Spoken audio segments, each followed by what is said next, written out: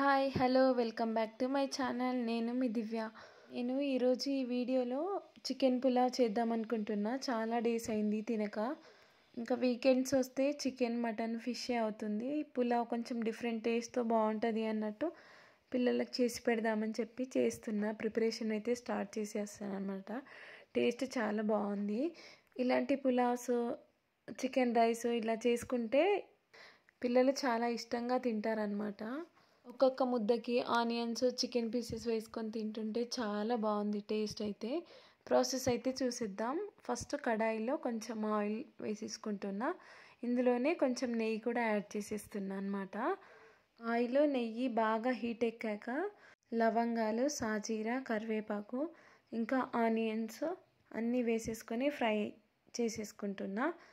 ఇందులోనే టమాటా కూడా ఇప్పుడే వేసేసుకుంటున్నా అనమాట.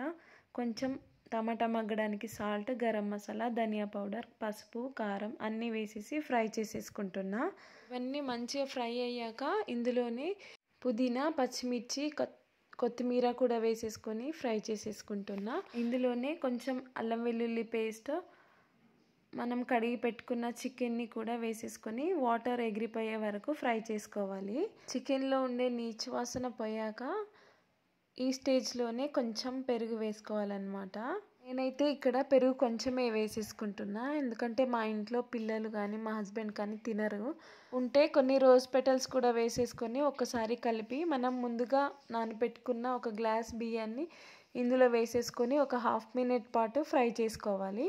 సరిపడా వాటర్ వేసేసి హై ఫ్లేమ్లో కుక్ చేసుకోవాలి. రైస్ 80% కుక్ అయ్యాక సిమ్లో పెట్టేసుకొని గ్యాస్ కట్టేసుకుంటే ఎంతో టేస్టీగా ఉండే రెగ్యులర్గా తినే చికెన్ కర్రీస్ కాకుండా ఇలా అప్పుడప్పుడు పులావ్ చేసుకుంటే నోటికి తినడానికి బాగుంటుంది.